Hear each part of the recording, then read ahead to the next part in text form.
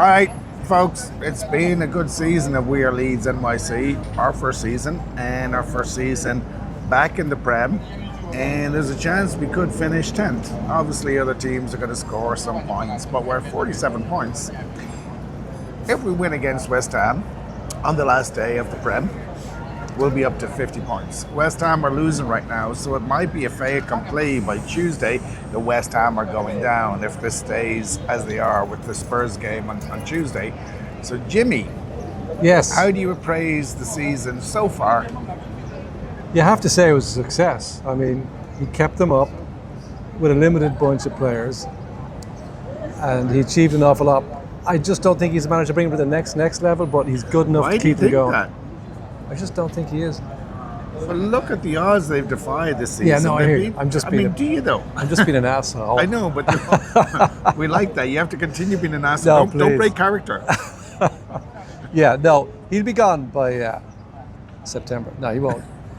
I'd say actually somebody, it's all about getting new talent in. They have to get new talent. We'd find out where the who owns them? The 49ers. 49ers, where they stand. Is it just a money-making machine? They don't want to spend a lot of money. They just want to keep them in the Premiership. Have the ambition, put it that way. We find out. Well, as they say, how to make $1 billion in the Premiership, spend $2 billion. Yeah, right. So we were very harsh on the recruitment effort last season, but it showed that they kind of had done a good bit of the homework. Thankfully, we dodged a few bullets. Marseille are kind of going down. Not going down, sorry, they didn't qualify for Europe, so they have to sell a lot of their players. Peugeot, who we were trying to get for 30 million, we got Okafor for half the price. His stats are better. So they did really well kind of across the board. You can talk about Stack, you can talk about Biol and all those players that they brought in. But yeah, they have to give him money because we have to spend 30 to 40 million on a striker. Easily. And probably yeah. 30 million on a number 10, or else get somebody from Spurton from the Russian league or something like that. But why do you think, though, with this, Farke has defied the odds. Yeah. He has kept us up, and now we're kind of thriving, and now we're kind of nearly having a season, granted a little bit later, similar to Sunderland. Sunderland's probably could end up just 2 points ahead of us. Yeah. We could pass Everton. We could catch Chelsea. It's All incredible. these things are potentially That's amazing. possible. Why are you so down on them, given all of that? It's like I've seen games where he doesn't go for it. He's very methodical. He plays it safe. Today we nicked a winner in the last couple of minutes. He did go for it. He put on, what did he put on? 4 attackers? Yeah. No, that's your cue. Yeah, right. Here's the thing. Brighton let that game go. They had more chances than us. They had more possession than us. We're playing at home, for God's sake. If this is his tactics of sitting back and scoring on the break, you can only get away with that so much. He got away with this year. He's had a fantastic year. I'm not doubting his ability to get the team going, playing for themselves, and all that. But here's, I think, the we'll see main what reason. Here's the main reason to keep him. I think he's an incredibly calming influence over the players, over the club. When he came in, the club was in absolute disarray. They did not have a team. They had 8 players, 9 players, or something like that when he arrived. He steadied the ship. Okay, didn't get them up the first season, but he knew what the goal was. 100 points second season, won the league, semi-final of the FA Cup, and now finishing mid-table. And like an amazing season by any stretch. And I think in an organization that can get chaotic, it's like a circus kind of going in there, and you have to protect your players and the organization from chaos. And I think he is an amazing calming influence. Yeah. And the fact now that he's talking about goals and ambition, realizes, okay, mission achieved, step 1 done, and let's move on. And it's rare that you get that person who is, they're hired also for their execution, for their vision, and it shows that he wants it, that he believes in it, and he knows the organization needs it. So unfortunately, I would say if they don't back him, then we would have to lose, I think, faith in Leeds, because it means they want just a miracle worker to come in and save money. Yeah, that's what I'm saying. They can't do that season again. They won't be able to do it. Other teams will regroup and get more talent in. He did that on a shoestring. I mean, he didn't. You look at the bench, it's like, oof, there's nobody there really to come in and really impact. Did James start today? I didn't even see him being playing. I didn't see anything. He didn't contribute. Were you watching the game? Nanto came on, did really nothing. So I'm like, Yeah, but you're a believer in Nanto. I'm not a huge believer in Nanto. I thought he was a good player, but but I don't think he's. he is a good player, but I don't think he's at the level of a Premier League player. I don't think that he's one of those that helps you advance. He's a great off the bench, and he might do something magic for you, but I think that's about it. He gave the ball away twice in dodgy areas. Now, granted, he made some other contributions, but I think he's fallible, and I don't think he's got that consistency that you need from a player like that. Yeah. If you can get like a number 10 with the rigor and the stamina and the capacity and the consistency of be-all, if you can find that in number 10, maybe Stack could convert into that role, but I think Stack needs a number 10 to play alongside definitely him. need a midfielder. Definitely need a midfielder. We just conceded the whole park for the middle of the park for most of the game. It's just like, you can't do that, you know? You can't do that. And as much as I love Tanaka, I think it's time for Tanaka to eventually move on. I think you could probably get, 30 to 40 million for Tanaka and Nanto.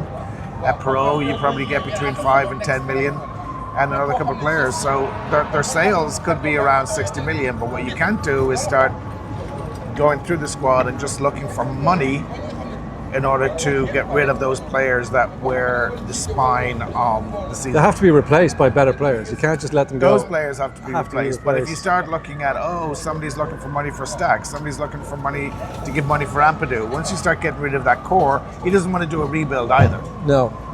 So I think the 49ers, whether they realize what business they're in with the Premier League, realize that you have to spend a huge amount of money in order to advance and to survive. If you want to play with the big boys, that's what you got to do. Well, we'll find out what their ambitions are next year, for sure. Well, we'll find out. The They're going to transfer do market, doesn't the transfer market open before the World Cup?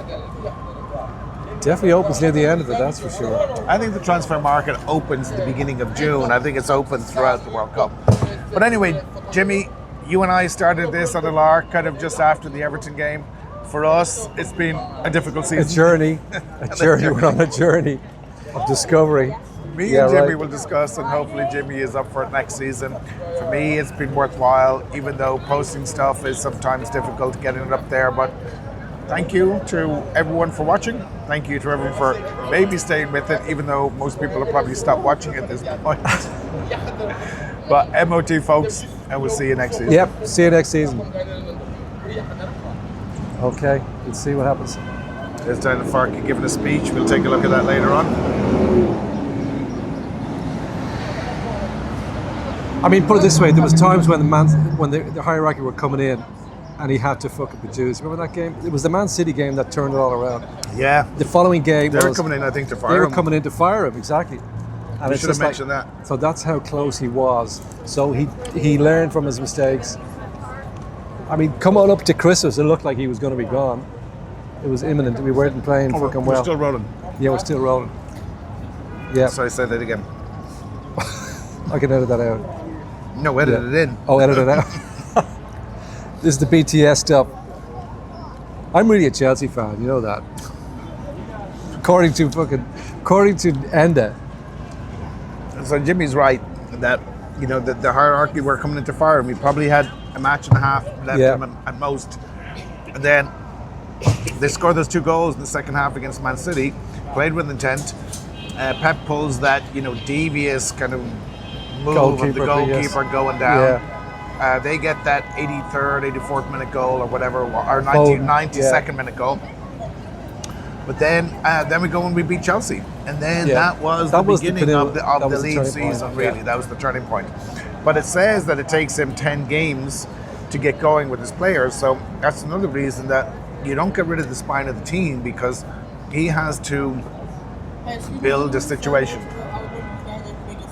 No, we're okay. Thank you. Thank you. That's us not doing our charity, but in fairness, we were in the middle of something and needed to be critical timing. What were they doing? Were they selling something? Selling something. No, Farke has done over the season. He's done really well, obviously. But some of the games when I'm watching it, it's like the game against Brighton at home. Was it Brighton? No, was it Bournemouth at home? We're winning 1-0. We sit back. They make a substitution. That guy scores. We brought on Harrison. Did nothing. So it was looking pretty bad. Our tactics were bad. So he's changed it around a bit. He's not radical. He's not a radical player. He's not like a radical manager. He doesn't. changes. He doesn't have an awful lot to work with, so fair play to him in that respect. And here's the issue with Jimmy. Jimmy is so Irish that he's backed himself into a corner. Now he's going to have to stay in the corner and I'm keep staying. dribbling down, regardless of what's happened in that corner. Somebody's going to come in for Farke. What do you see? I don't think that's going to happen. I think you got to figure that sensible minds will prevail, unless they genuinely don't have it and do not want to spend that money, and then we'll see where they lie. But you have to commit to 100 million. You get 100 million. I don't know what how they'll the get rules a work. serious chunk of You change. get what, 100 million for staying up? Yeah. For the TV rights alone. Obviously wages, yada yada yada. You get probably either 60 million, whatever the new rules are. You've got 40 of that, so they do have anywhere between 60 and 100 to spend. And you need 4 or 5 crucial positions there. And you keep doing that, rinsing and repeating, at least 3 new solid signings, potential starters a year, and that's how you build a franchise. And it doesn't guarantee it. Look at Chelsea. Yeah. Well, they bought Liverpool. 17 new signings a year. So it's... Yeah, but Liverpool, I think the problem with Liverpool and with Chelsea, where you got the top brass making the decisions, not the manager making decisions as to how will this make a cohesive unit, how will they play within the system, how are they going to respond to the players. If you got these players coming in that are just decent players of their own right, and the manager hasn't selected them, they could be bound for failure, and they could be bound for not responding to the team dynamics. I think those are the issues there. Yeah. As I say, fair play to him. He did well. What do you want me to say? It's like it's all on the ownership now. It's all on the. I want you to apologize to Daniel. Daniel, if you're watching, hit that like button and subscribe. That would be great, right? All right, folks. Jimmy solo next week for West Ham. I'm off in Amsterdam for a friend's party, so I'll miss it. But I will be phoning it in. As per usual. There's no need for that. Okay, sorry. So this is exactly what I'm talking about. Yeah. I'll be phoning it in. So anyway, great season, folks. Thank you for watching. And MOT. MOT.